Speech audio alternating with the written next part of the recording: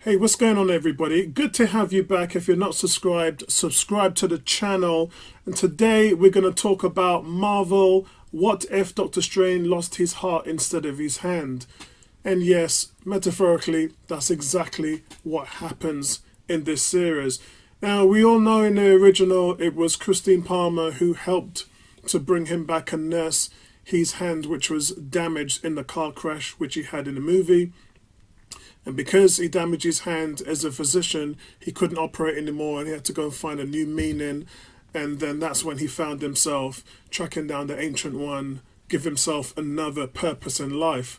So here, the what if kind of shouldn't be any different, because what we found from the other series on the MCU's what if is this all connected. This series will operate under a newly fractured multiverse as explored in Loki's season 1 finale, to explore stories that are kind of wildly creative and will at some point eventually end up into another Avengers own collective story. Now, the one thing about this episode is clearly highlights Doctor Strange's weakness in that he kind of keeps his own counsel. Remember, guys, in the Avengers movies, when we see him going through 14 million and 601 and possibilities, and it's sort of like he's trying to come to an answer by himself rather than talking to the rest of the team. And despite the warning from Tony Stark beforehand that he'd let anybody die giving up the time stone, he actually ends up surrendering the Eye of Agamotto to Thanos without letting anybody else on the reasons why, simply telling Stark it was the only way.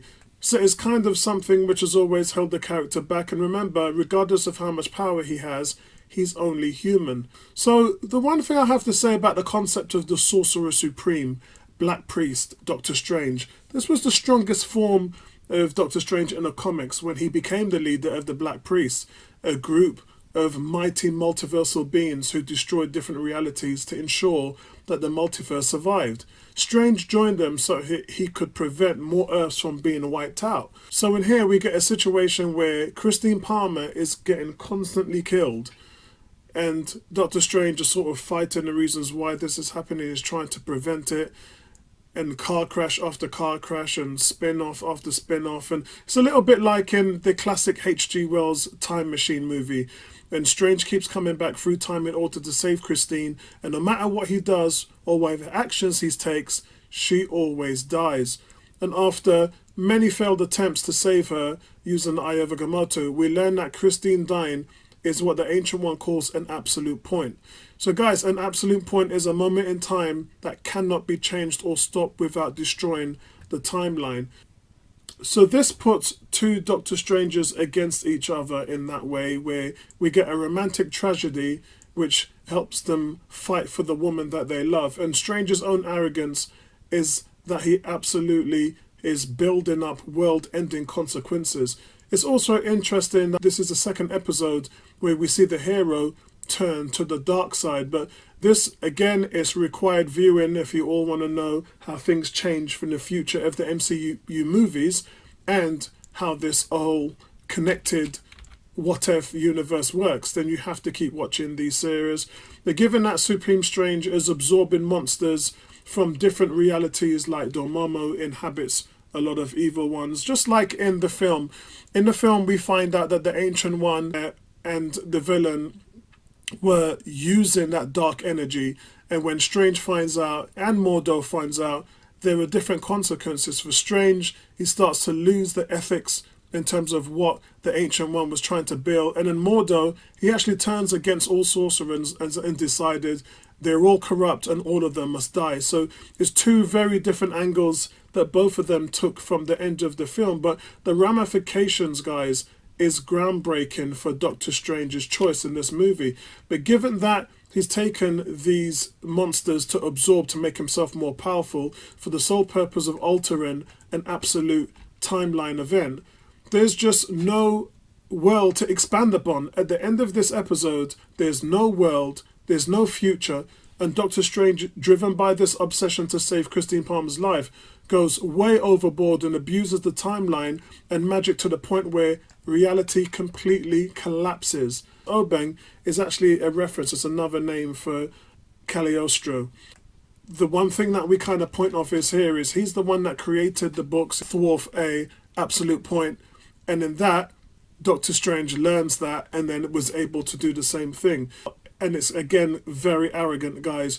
Christina dying is also, as we know, a Nexus event. The absolute point concept works in regards to various continuities. The difference between an absolute point and a Nexus event is Nexus points are forks in the road which turn off and create their own timeline. And that's why we had the time variant society trying to sort of get rid of them and wipe them out to maintain the prime timeline. And what we've got here is, in an absolute point, is that they are straight lines of a bridge. So no matter which way you try to turn, you cannot diverge from the path. And Christine always dies because the universe needs her to die in order to keep running its course.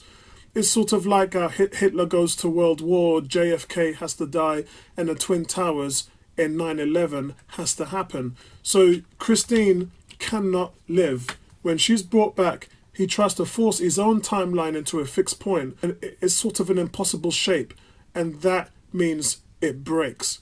And the Watcher kind of refuses to help because that would have connected other realities to this broken one, and trying to patch up the holes of the fabric with time and space with other universes, he kind of already knew what this was leading to, and trying to help would have just created more problems. So that's why we see the Watcher sort of have his own conversation with himself and then backs away. Funny enough, Doctor Strange at this point gets so powerful that he hears the Watcher speak.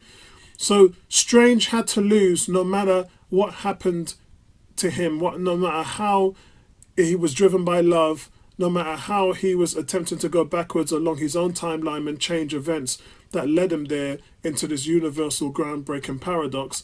It created a variant Doctor Strange. To me, it looked like the pocket universe that we saw from the Doctor Strange movie. And I thought that's what it could be. No one's really sort of hit home on what it actually is that he's surviving in. But whatever happens, he does survive. So we have different Nexus events like Peggy Carter jumping into the Vita Ray chamber, Yondu kidnapping T'Challa, Hope Van Dyne joining S.H.I.E.L.D. and dying on their mission. So you have to kind of ask where this is all leading to.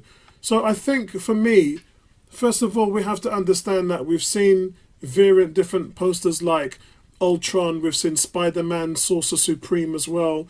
Spider-Man having a cloak is something that's not new to comic readers. Spider-Man getting the cloak of levitation happens to be this kind of feature that we've seen in Avengers campus in Disneyland, California. It's also there as well. It's also something that has been spotted in various different comics over the decades. So perhaps Spidey is the one who finds himself in danger and the Sorcerer Supreme commands a cloak to aid him in the future. But this is a very, very dark and very disturbing end. And I really have to think to myself, how does this come apart where he becomes alive? We see a scene where he actually does meet Captain Carter in the future, and there's a variant Avengers team, which is like Thor, T'Challa. We see a version of Gamora there, and obviously the Spider-Man Sorcerer Supreme. So this must definitely be hitting on the fact that they are going to be the ones that are taking on this Ultron or Vision that we see with the Infinity Stone. So that's probably what this is all leading up to. But I really think that this episode is probably, again, last week's one was brilliant, and this one deserves definitely an 8.5 out of 10.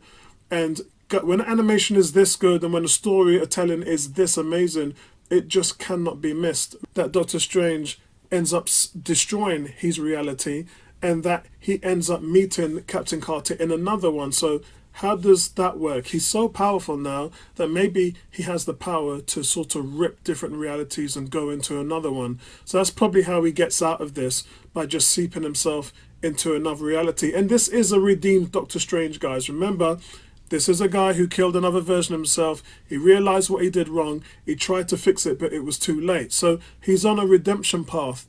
And that could be something that we see later on down the road. So let me know what you guys think of it, and I'll speak to you in the next one. Peace.